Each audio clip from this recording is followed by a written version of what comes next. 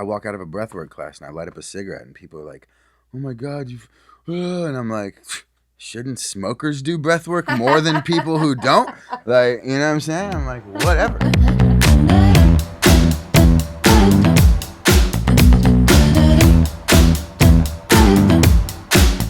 So, Bryan, what's your last name? Ellis. Ellis, yeah. So, how I met Bryan is kind of interesting. I met him about a few months ago. I want to say maybe 7-8 months ago, towards the end of last year. I met him at a meditation party, which was my first meditation party ever, thrown by my really good friend Derek. Shout out. I loved it so much. I remember I hugged you after, and I was like, we need to be friends. And I was like, I know that seems like something that like, oh, girls do at a party, but no, I really meant it. I was like, okay, I'm going to keep in touch with this guy. So I decided to start throwing meditation parties myself. Before we hit COVID, I did it once myself where I had a small gathering in my place and invited Bryan to guide the meditation. And it was all cool, but the most interesting part of the night that also really goes back to the point that you just made was that I have this friend who has insane fear of elevators. Well, I don't want to say insane fear. She's afraid of elevators. She still will take them here and there if she has to. If everybody else is taking the elevator, she's not going to like, separate herself and take the stairs by herself. So she took the elevator, but for the moment I went to pick her up from the garage and she got in the elevator with me, she immediately she goes, "I'm so afraid of elevators. Does this thing ever get stuck?" And I remember I thought to myself, I was like, no, it doesn't. But I remember. You're kind of putting that out there for yourself. Yeah. So that elevator, I've lived here for 2 years, never got stuck. That night after the meditation, we go to take the elevator back to my house and we're all like cramming inside. It's like 10 people in the elevator. And because she had mentioned that she's so afraid of the elevators, one of my guests, one of my friends, just out of, I don't know, being funny, he just starts jumping in the elevator, just like a quick 3 jumps, but that makes the elevator just kind of like stop because, like whatever the cords and cables are trying to like hold on to the elevator, and like this dude is jumping. So, the elevator just kind of like jumps a little bit, and this girl is freaking out, like full on freaking out. So then we're all freaking out. We're all like, I'm trying to like tell him not to do that, but at the same time, like I'm trying to tell her to calm down, but then like everyone's like scared. And then like in the corner of the elevator, Bryan is standing just observing everything in absolute silence. I completely remember. It was wild because I thought she was kind of joking for an instant. You know what I'm saying? Yeah. Like I was like, okay, so she's just like being funny. And when I realized it was a real fear, I was kind of in the corner, just shocked and looking around, like, wow, on this end, someone is over here jumping up and down as someone expresses their fear. And then she got out. She left. Yeah, she left. She took the stairs and like it was. Yeah, she almost punched him in the face, and she said it too. She was like, "Dude, I want to punch you in the face so bad right now. I'm holding myself back." So like, as soon as the elevator opened, it wasn't even off our floor. She just ran out, took the stairs, and left. Just left the party, went home. Oh yeah, she didn't even. No, she left. Yeah. She bounced. She was very upset. She was very upset. Poor girl. She was very upset. But your attitude was interesting towards it because it's one thing to say I'm a calm person, and I like to say that, but then when a situation throws itself at me and it's an anxious moment and you're trying to like, especially when you're the host and you're trying to like calm everyone down. It's like, can you be calm when those situations arise? It's like, can you still like, like everything that you've learned through meditation, everything that you've learned through whatever memes on Instagram, can you still uphold those learnings when the situation comes and you have to like put those? Then you were interesting because even afterwards we were in my apartment and you were like, I was just watching the whole thing, I was enjoying it. Honestly, like I can almost be too neutral sometimes. Like there's a flip side to it But yes, and I can honestly say it wasn't always that way. You know, Yeah. it is definitely a result of the direction I took, the kind of lifestyle I cultivated for myself. But I do tend to have a kind of casual acceptance for a lot of things that people think should go one way or the other. A lot of things that people feel like you should have opinions about. Like I just really can't help that I don't have a personal kind of emotional attachment to it.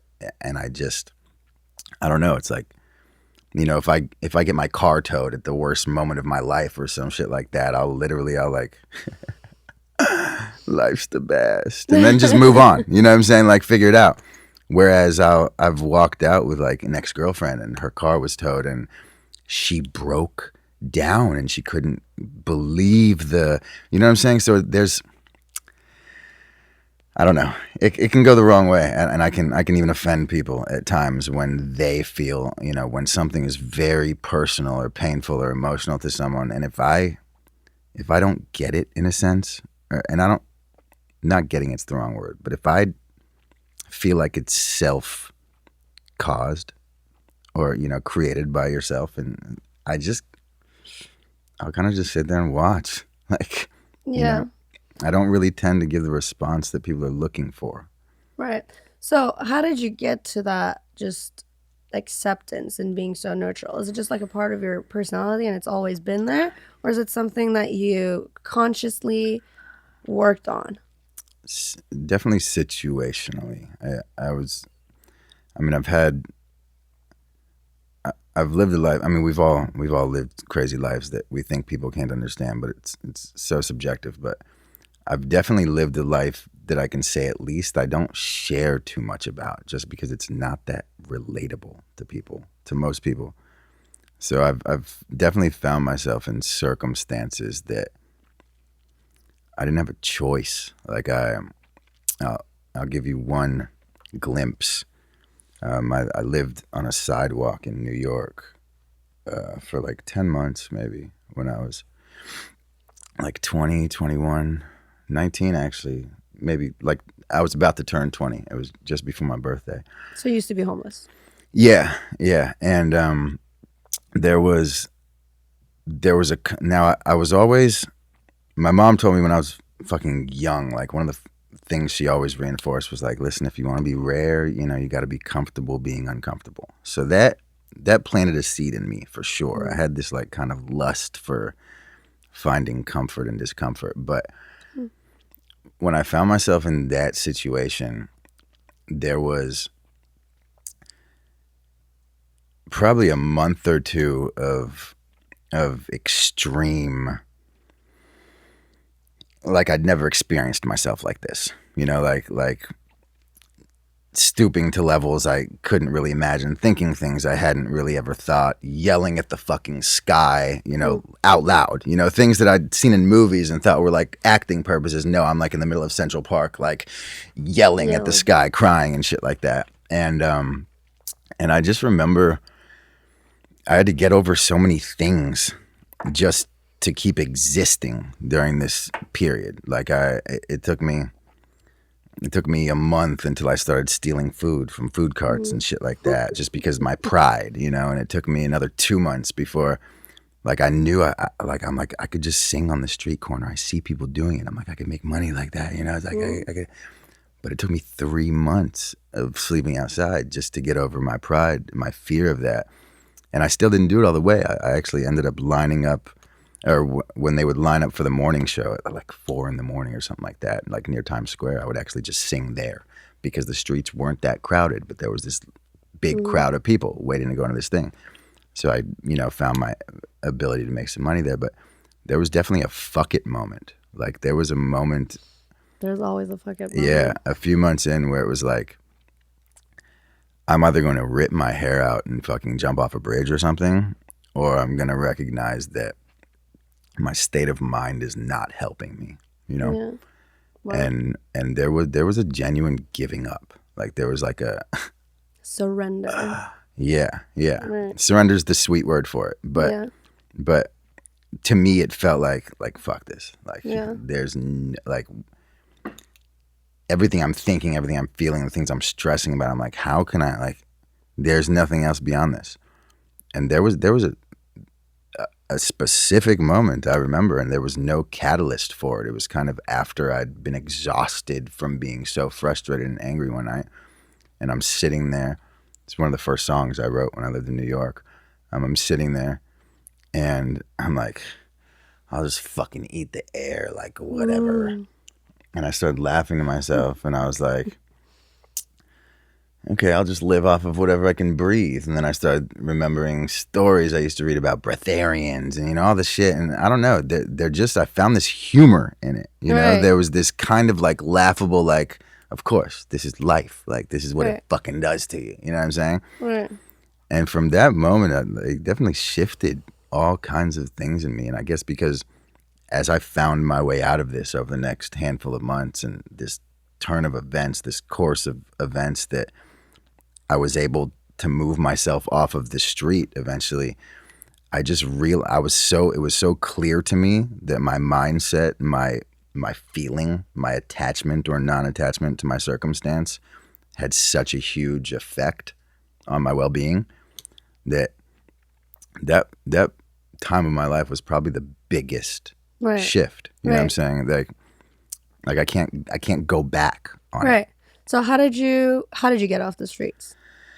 So when I started singing, I would be able to, sometimes I'd make $10 in the morning. Sometimes I made like $70 in the morning, but I still wasn't smart. Like I wasn't like going to save that. Like, no, I was going to fucking sit in a restaurant for 3 hours and feast, you know what I'm saying? And then spend 7-8 hours in fucking the internet cafe, trying to hustle, trying to use MySpace to, but, and I ended up meeting this kid, MySpace. It was during that time? Oh yeah. I was MySpace popping back then. But I ended up meeting this kid who basically wanted me to come, like I hustled my way into interning for him at a music studio that he ran in Times Square in the Brill Building, 49th and Broadway. And he had no interest in my musical abilities at all. Like he played it off from the time we met. Like, yeah, I could help you. And I was his fucking bitch. But he's a close friend. I love him to death. But it wasn't about like me establishing a music career. You guys are still friends? Oh yeah, that's awesome. And so after a few months of me interning there, like every week there'd be a night or two where I'd be able to be in the studio all night because there's all night sessions or something like that. So these people, the few people I was meeting here, the family that kind of went in and out, I became very close with a lot of them, including the owner, who was a older, relatively, successful songwriter and, venture capitalist, blah, blah, blah. Amazing guy though. And as we got closer, it was probably like, I don't know, 3-4 months or something into me interning there, being there every day. So now I only had to be outside at night for a handful of hours. You know what I'm saying? I was like, at this point, I was like, no big fucking deal at all. Were you making money off of that? No, but I was being taken care of. Okay. Like there's always food in the studio, you know, like if I wasn't going without my basic needs. Right.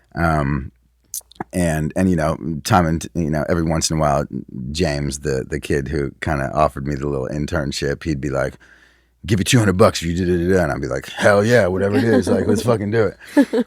And there was a moment where, and I'd gotten close with the owner at this time, and he had actually taken an interest, and he found out months after we got close that I sang.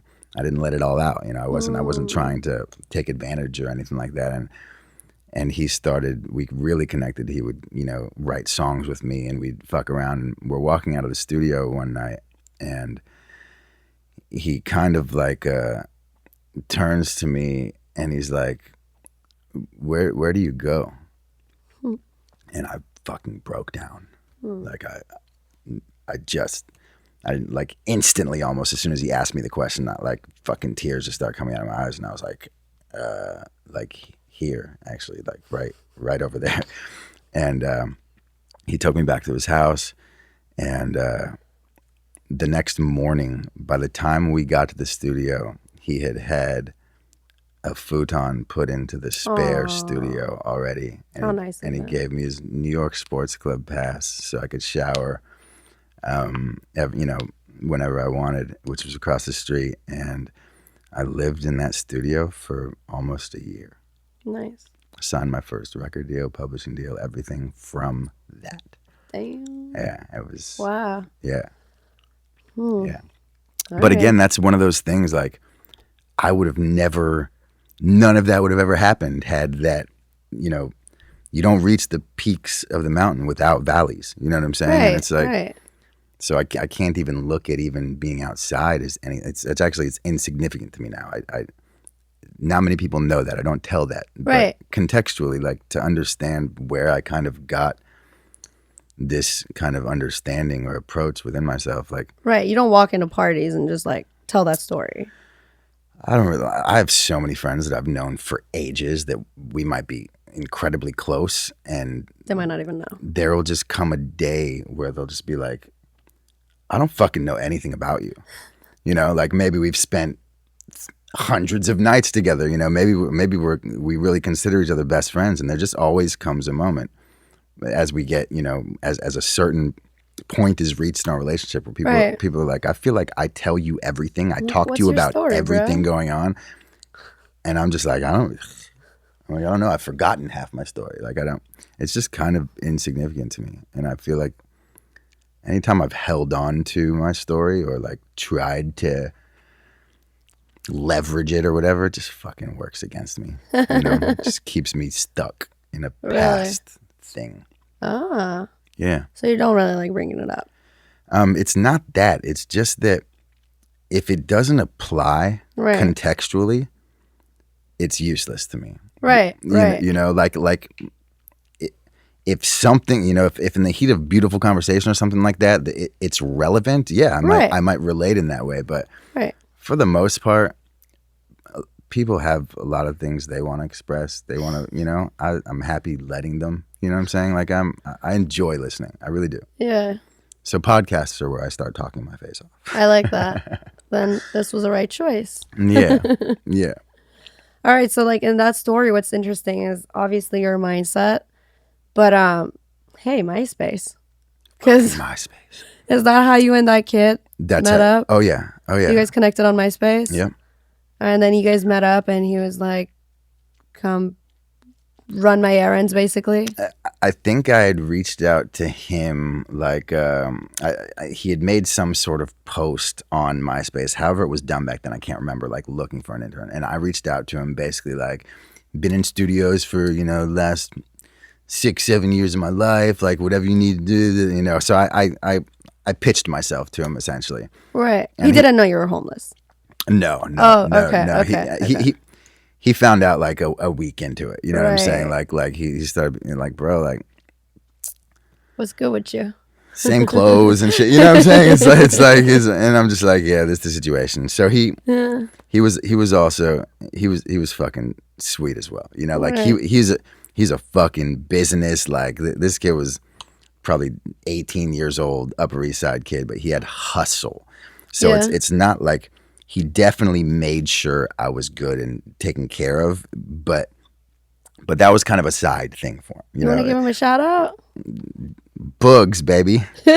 What's his name? Well, his name's James Gilmore. James. Yeah. But sounds like a nice guy. We used to call him Bugs. He's fucking amazing, and he's genius. He's actually genius. Right. But that's why I mean, it's like he made sure I was taken care of, but he always had the big picture, you know. So it was almost like, I'm going to take care of you because I got work for you to do. You know what I'm saying? Right. Yeah. But you saw potential. I loved it. Yeah, for sure. Right. So, okay.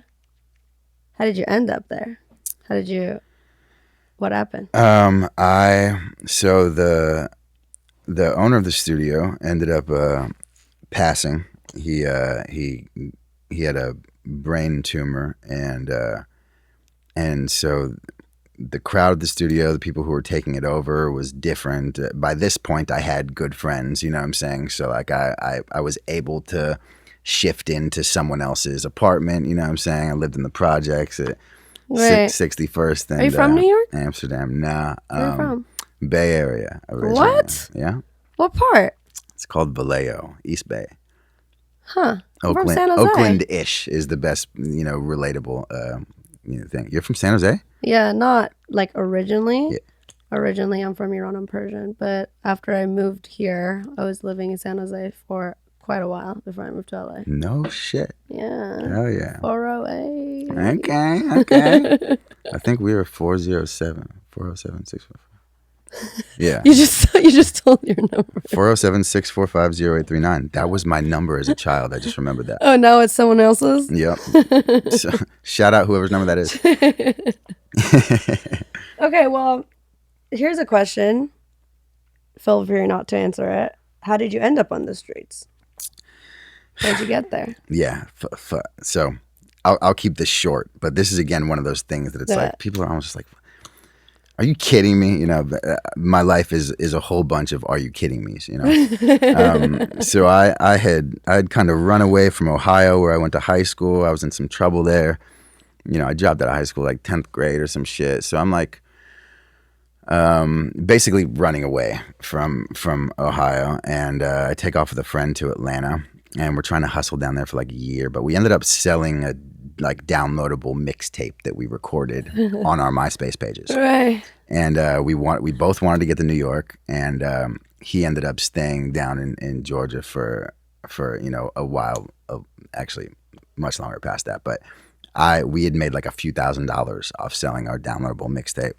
And we split it, and I was like, I'm going to fucking New York. And so I ended up meeting a girl on MySpace. Oh, no. Going That's where everything goes to south. upstate New York, where she was in college. Right.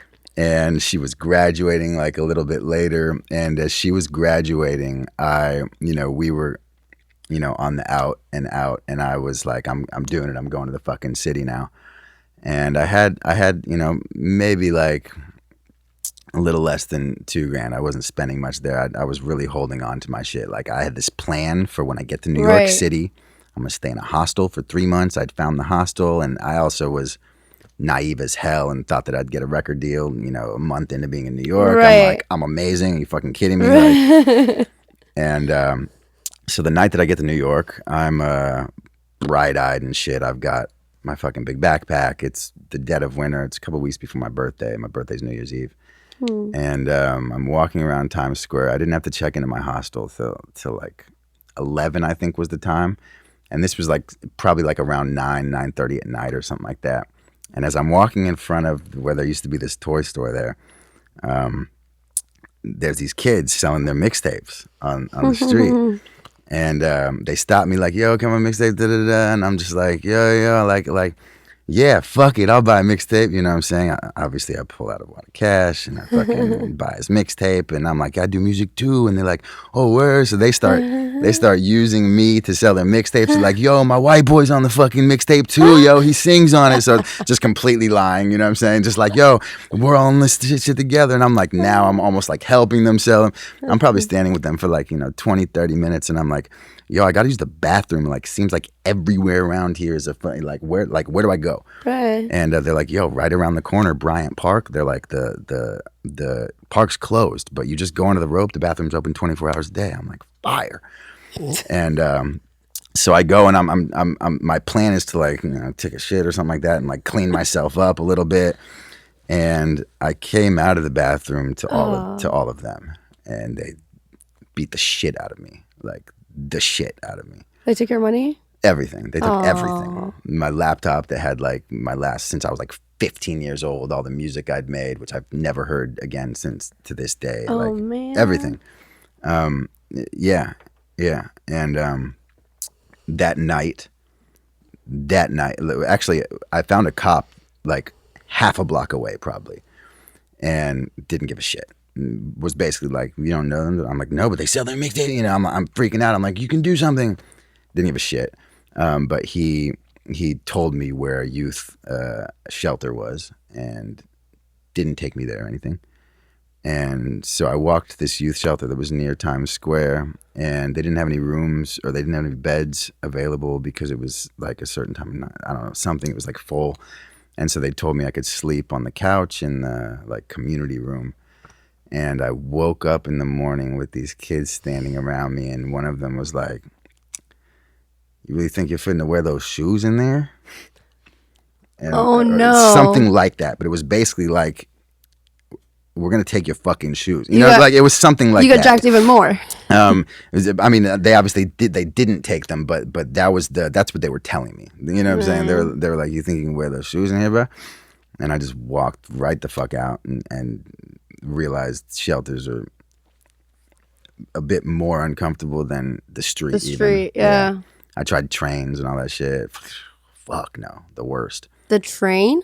Oh yeah, I tried to sleep on the train a few different times, but yo, the A train would go like all the way up and then all the way back through the end of Brooklyn, so it would run kind of the longest. I think it was the A.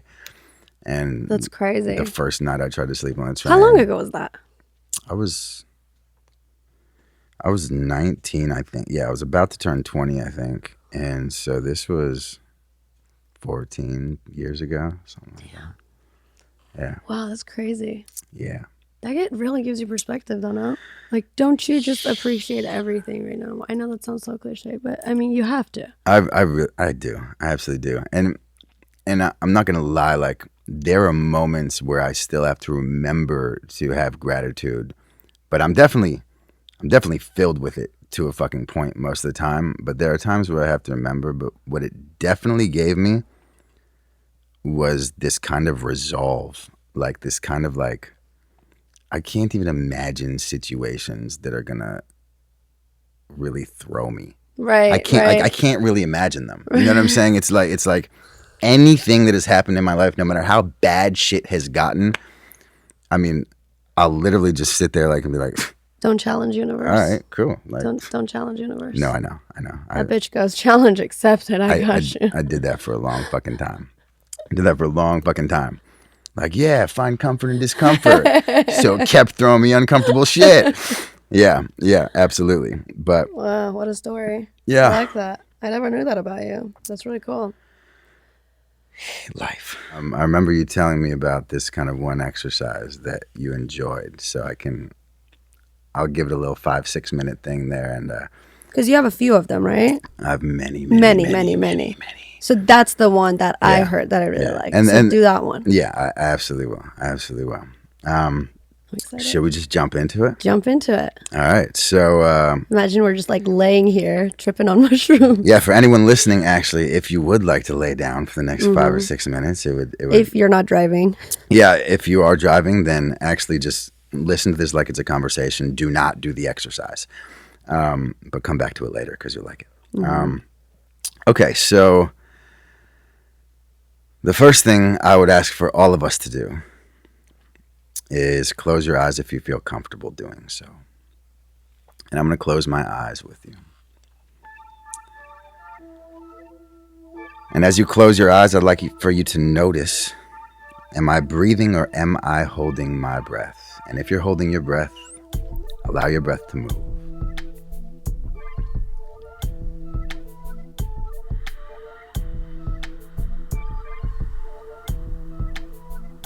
So you're going to want to soften your eyes, your forehead, your ears, your whole face. Soften your shoulders, let them fall.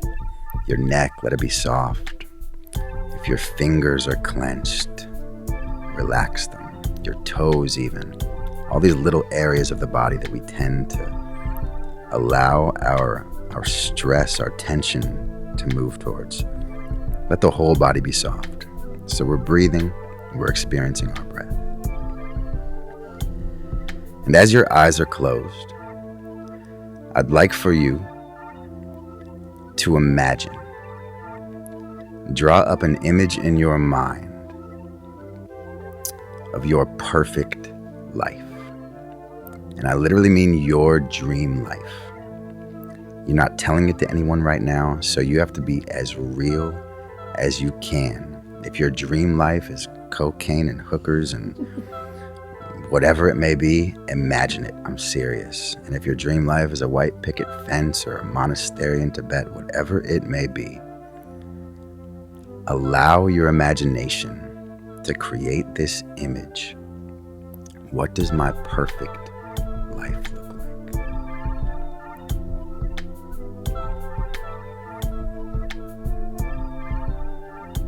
And spend just a few moments. What do you have? What do you not have? What's different from now? What's the same?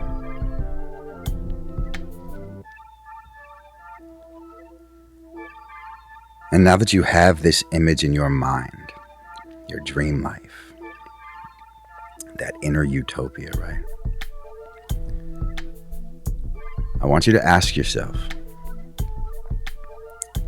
if this perfect life, if the attainment of this dream life were to bring with it feelings of pain, suffering, stress, tension, fear, anxiety, would it still be your dream life? And I want you to answer that very honestly, because there may be someone somewhere who says yes. There may be someone somewhere who says, I don't give a shit about my experience. I want all of those things anyways. And that's okay.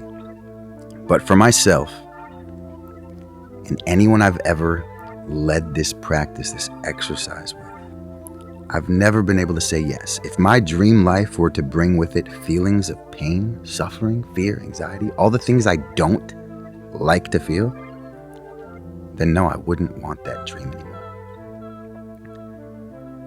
But what that tells us is that the reason our dream looks the way it does, the reason our perfect life looks the way it does, is because we imagine it's going to feel a certain way. Our dream looks the way it does in our mind because either we imagine it's going to bring us a specific feeling, or maybe it even already gives us a glimpse of that feeling. Just by imagining it, things feel a bit more soft, light, fulfilling. So now that we recognize that it's really a feeling we're after, it's really an inner experience that makes us try and shape and control the whole world outside of us because we want to feel a certain way inside. Once we recognize that, it's like the ultimate fucking life hack. Because now, instead of trying to curate this outer world, you can actually start to move right into the feeling itself. And if you're already holding your breath again, allow your breath to move. And as you allow your breath to enter and leave the body, move into that feeling, the feeling you're after, the softness, the vitality.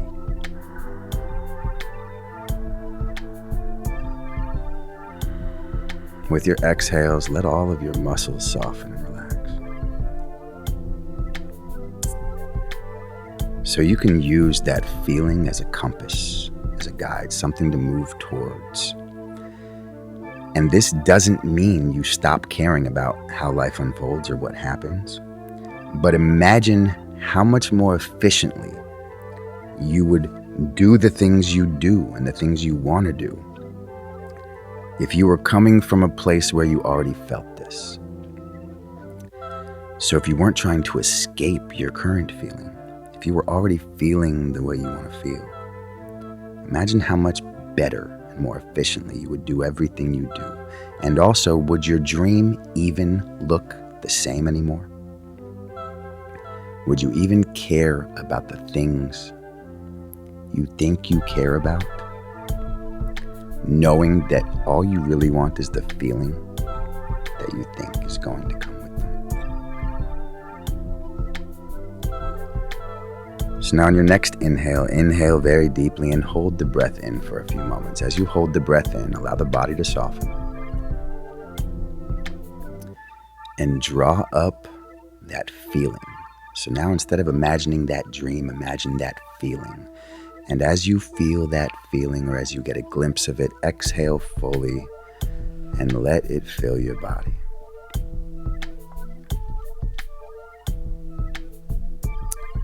And now if you did that practice while you were driving, you didn't listen to us, you're in an accident now, and we're sorry. We hope you feel better. For everyone else, you can open your eyes now, or not. And yeah, thank you so much for I love that. allowing me I love that. So what's that feeling for you when you imagine it? That compass that you said. Anything that unwinds the knot inside for me. That I feel like most people, we have this perpetual kind of knot in our gut to whatever degree. Even happy people, like there's always just this kind of underlying tension. Maybe not drastic, maybe it's very minimal, but for the majority of people, that is the kind of physical expression of their anxiety, their tension, their anxiety about the future, or their fear and resentment of the past, whatever it may be. But it expresses itself physically. And for me, I'm always just following the unwinding of that knot inside. That's really the only compass I use. If something winds up my knot, if something tightens me, tenses me, nope, not into it. And sometimes you have to move into discomfort still. Sometimes life throws you discomfort. So I then consciously unwind the knot myself to move into those things. So I'm either choosing the things that soften me, unwind the knot inside, or I am softening me because I don't have any control over the circumstance of the situation. And it's very much a physical thing for me. It's just can I be soft, loose? And when I allow that to happen, when I actually just fully relax, I'm in a better space to kind of change something that's bothering me, or just, I don't know, I like feeling good. You just become aware of it. When you become aware of something, you're not fighting with it. You're not struggling with it anymore. Absolutely. You're looking at it from above, right? Absolutely. That way you can deal with it better. Yeah. I actually posted something on my story today by this lady. I don't know if I remember her name correctly. Mel Robbins. Maybe I'll post it on the website too. But I really liked what she said. She was like, we all have this inner fuel tank where it's either empty or it's all the way filled. And every experience, every person you meet, every decision you make, it either empties out your tank or it fuels you. So what you need to do is you need to become better at listening to your body, listening to your mind, and seeing what it's trying to tell you. There's so many times you make a decision and you don't really know why you're doing it. It could be peer pressure. It could be to make your parents happy, your friends happy, whatever it is. But it's emptying you. It's depleting you. And you feel depleted, literally, as you're doing it. You're like not really feeling it. It's not. But if it is something that's compatible with you and it energizes you and you feel energized. So it's like, love that. The way she said it, she's like, if you're trying to figure out your passion in life, it's like follow those signs, follow those leads, see what energizes you, what fuels you, what people. Like I'm just learning these things too. There have been so many people in my life that I would literally feel depleted when I would hang out with them. But they were my friends, so I would, put up with it. But now I pay so much more attention to when I meet up with someone, when I hang out with someone, or not necessarily just with people. When you make a decision in your life, when you go to a place, it makes it so much easier to say no to so many things that you normally maybe you wouldn't, because you're trying to make people happy or trying to whatever it is. It's like pay attention to what energizes you and what depletes you. And that's perfect. I love that. I love that. And that feels very much like exactly what I'm talking about. Yeah. You know what I'm saying? I describe the knot unwinding or winding, and it feels the same as like my fuel, Right. being filled up or taken away. Yeah, that's brilliant. Right. That's brilliant. Interesting. Well, for me, when I was thinking about that feeling that you were saying right now, because it's also hard. Like when you first ask someone, imagine your perfect life, it takes a few times of having to think about that in different phases of your life and different times, different ages for you to figure that out.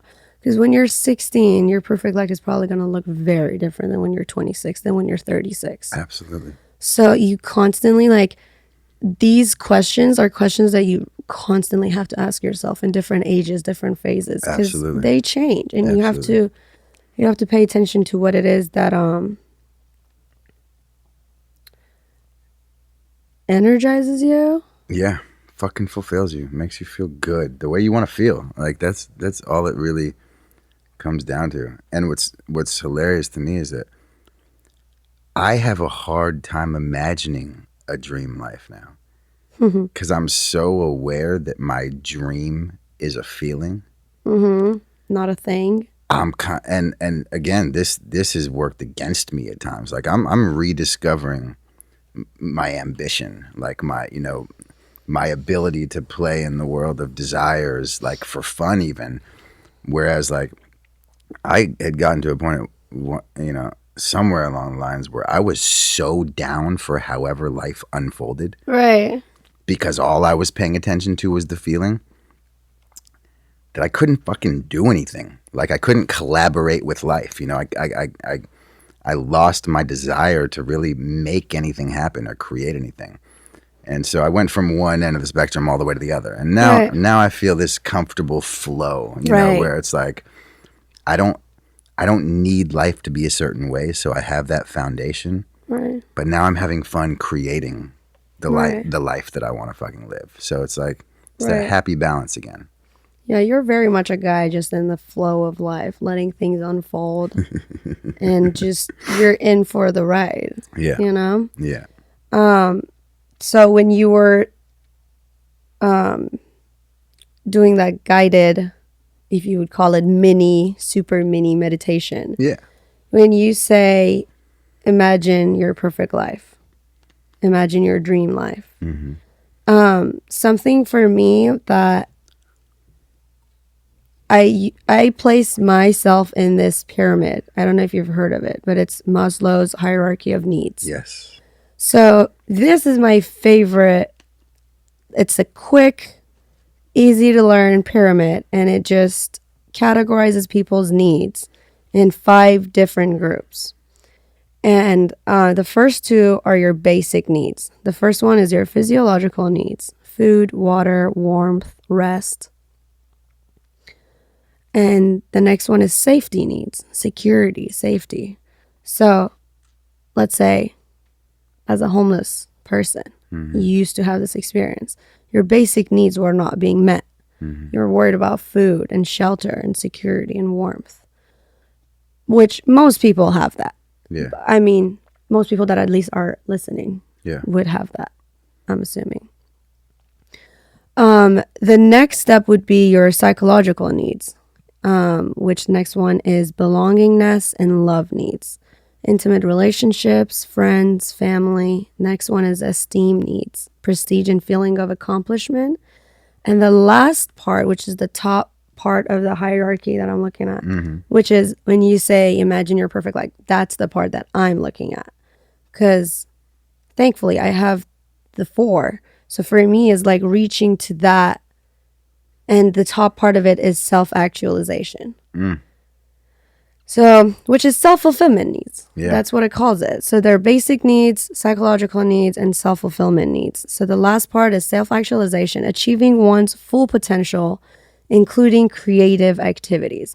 So now you're finally in that stage where you're chasing a feeling. You're chasing happiness from within, because you don't even look for it outside, right? Yeah, no. Happiness for you especially comes from within, not from outside, not from outer things. Yeah. And I can't lie. Like I can't act like that's at some done or perfected state. Like what I feel very fortunate for is that I know where most people are maybe experiencing life on one end with glimpses of the other. I do feel like I'm experiencing life on the other end, Right. with glimpses of the other. Definitely wasn't always like that. Definitely takes work. Definitely takes fucking massive amounts of looking at yourself and moving right into the things that make you uncomfortable, that you don't want to feel. But on the other side of that, it's like I actually feel like maybe everything I was pursuing before was in vain, because I was doing all of those things to get a certain feeling. So now that I have this kind of foundation that I enjoy, now I actually feel like it's worth doing things. Right. Now it's like I get to play. Now it's like I'm in a fucking playground instead of an office. Right. Like I feel like a lot of people, their life experience is as if they are in a fucking training academy, like 24 hours a day, Right. or a fucking prison almost, or whatever. It's a struggle. And I feel like I'm on a playground. Right. And even if shit's going horribly wrong, like I can't imagine a better gift than being able to, anytime you want to scream, in those times, I feel like the biggest blessing in my life is it makes me laugh. This deep gut laughter, like, life is the best. And that's literally what I say. Like, in my worst moments, you will catch me being like, wow, life is the best. Yeah. Because it's that cosmic joke, you know, it's like, listen, it is never going to work out the way you want it to. It's never going to play out the way you think it will. Even the things that you achieve that you want to achieve don't happen the way you think they're going to happen. Mm-mm. So it's like, fuck. Make peace with it. Yeah. Go along for the ride. So something that's interesting is I had you take the Myers-Briggs test and you got an ENFP. Mm-hmm. So you're an extrovert. You're 16% extrovert. So you're very much, you charge when you're with people. You're an intuitive, 9%. Feeling, which means you're 31% feeling, overthinking. But what's interesting is you're perceiving, and that's 47%. That's your highest percentage, which I actually think plays a huge role in how you are in your life and how you perceiving. And let me tell you why. So you're 47% a perceiver, which is a high percentage for perceiver. I'm a perceiver, but I'm like 3% perceiver. So you're either a perceiver or you're a judger. Again, judger does not mean judgmental. Judgers are people who enjoy making decisions and will decide quickly. They're more serious, more conventional, need to be in control, express strong opinions. They like a rapid pace.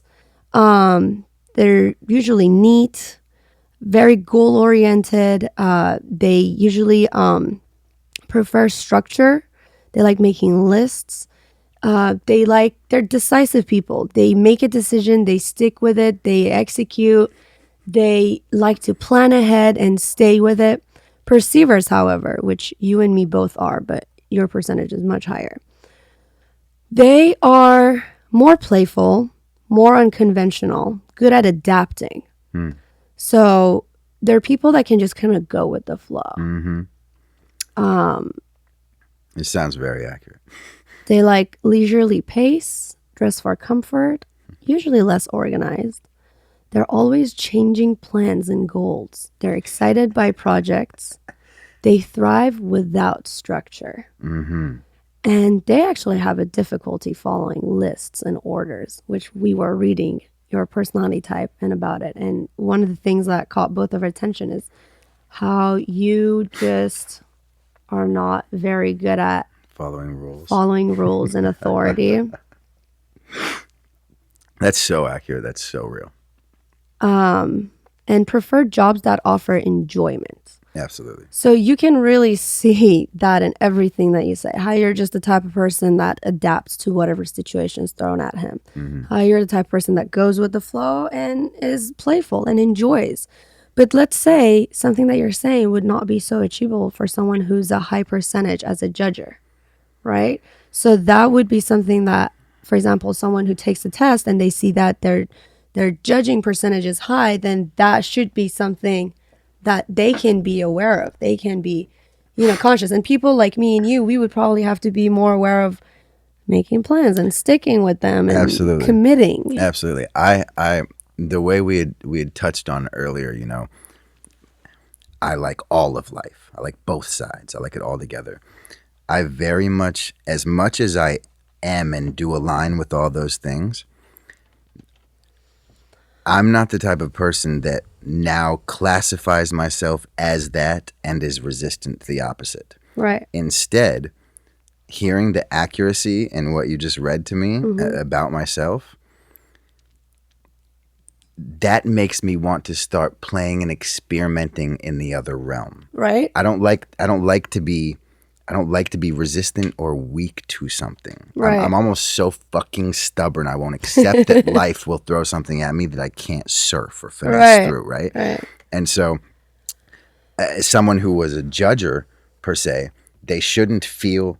There's obviously no inferiority or superiority between any of these at all. Mm-hmm. And everyone's probably a complex mixture of all of them. Absolutely. But as a judger, instead of being like, yep, that's me, I got to make a list, maybe you start just playing with little personal experiments of loosening and being more playful. Yep. And as someone who's a perceiver, or, you know, especially me, who's dominantly like that, and it makes perfect sense. Like when I was saying I'm relearning ambition and desires, that is my experiment into I can't just be on one side. Like I'm still not going to allow myself to be a half person. Because then you'll be blindsided. Absolutely. There will be this part of you that then is like, it keeps ruining things for you and you just don't know what it is that keeps, you know. So I'm a perceiver. So after I gain knowledge over that, then now I keep lists. I keep journals. Yeah. I keep myself on track because I know how I could just go, woo. Yeah. And there's fucking tools in all of the areas that we could all use. You know what I'm saying? So I dig that. I dig that completely. So what? Okay.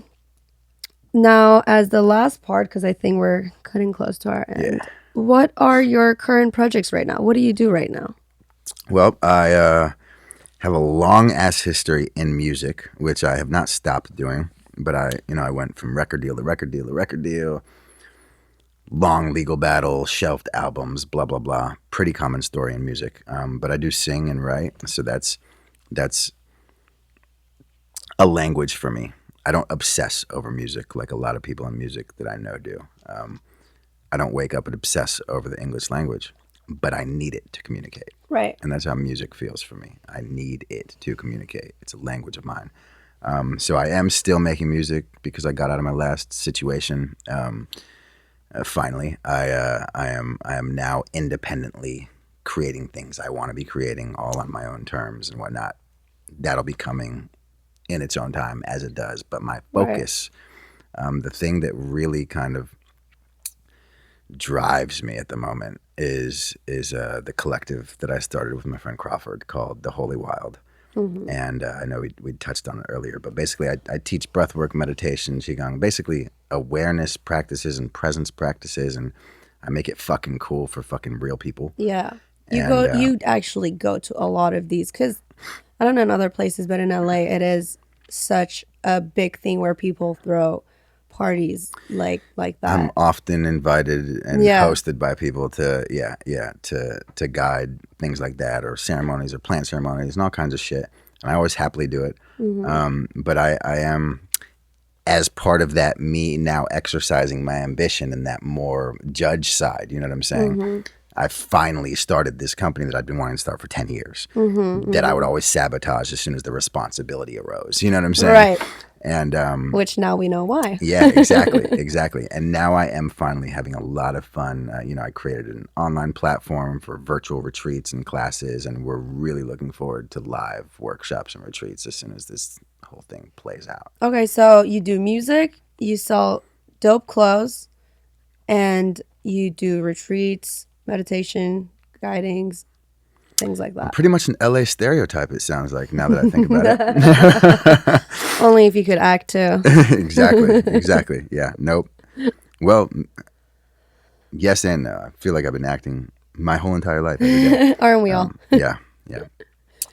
All right. Well, how much more time do we have? We're there. All right.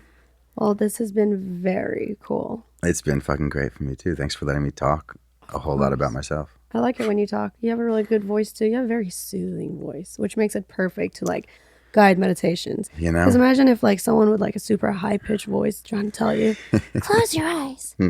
Now imagine your perfect life. They're out there. They're out there. I can't do it when you sound like that. Yeah, I definitely, maybe out of laziness, I definitely use my strength. Yeah. But thank you so fucking much for talking to me. Of course. And for having me. Thanks for coming. Of course. All right, guys. All right, y'all. Move with the rhythm. Shake it up, stop when the clock hits 13. You've been working, but you're flirting with the weekend. You can freak out.